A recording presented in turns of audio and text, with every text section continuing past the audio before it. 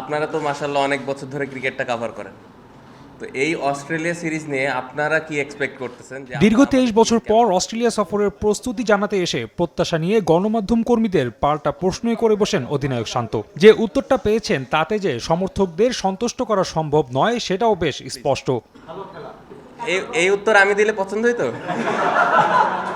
গত কয়েক বছরে যেভাবে টেস্ট খেলেছে টাইগাররা তাতে প্রত্যাশা আকাশচুম্বী। এর জন্য সেরা প্রস্তুতিও প্রয়োজন। তবে জিম্বাবুয়ে সিরিজের পরিস্থিতির মতো এখানেও হতাশ টাইগার অধিনায়ক। বৃষ্টির কারণে প্রিপারেশনটা বাংলাদেশ ওইভাবে ঠিক মতো প্লেয়াররা নিতে পারে নাই, এবং যতটুকু সম্ভব হয়েছে নেওয়ার চেষ্টা করেছে। আপনারা দেখেছেন যে প্র্যাকটিস হচ্ছে গ্রানাইটে, উপরে বোলিং মেশিনের সাহায্যে যতটুকু নেওয়া সম্ভব। বাট আমি স্টিল বিলিভ করি যে প্রিপারেশনের জায়গায় একটু তো ঘাটতি ছিল এবার।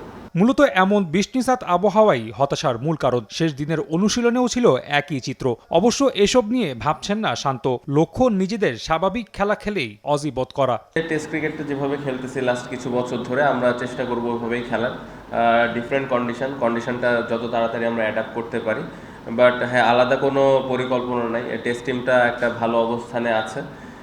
এই জায়গাটা থেকে আমরা যেন নিচের দিকে না যাই, সামনে আরও কীভাবে ইমপ্রুভ করতে পারি। এদিকে নাহিদ শরীফুলদের ইনজুরিতে নিজের সেরা দলটা অজিদের বিপক্ষে পাচ্ছেন না শান্ত। সেটা নিয়ে অবশ্য এখন আর আক্ষেপ নেই তার। হাতে যা অস্ত্র আছে তা নিয়েই লড়াইয়ে প্রস্তুত ক্যাপ্টেন হিসেবে আমি সবসময় আমার বেস্ট প্লেয়ারগুলোরই পাবো, এটা আসলে আশা করাটাও বোকামি হবে। সো আমার দলে যারা আছে, যারা যখন সুযোগ পাবে বা যারা খেলার অপরচুনিটি পাবে, তাদের উপরে আমার পূর্ণ বিশ্বাস আছে, এবং তারা যদি তাদের বেস্ট খেলাটা খেলতে পারে, এখান থেকে বাংলাদেশ টিম ভালো করা সম্ভব। এদিকে অস্ট্রেলিয়া সমীহ করছে টাইগারদের, সেটা দেখে সন্তুষ্ট শান্ত।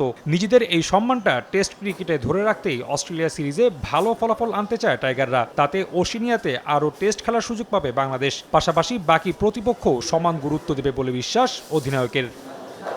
রাফি আমিন, সময় সংবাদ, ঢাকা।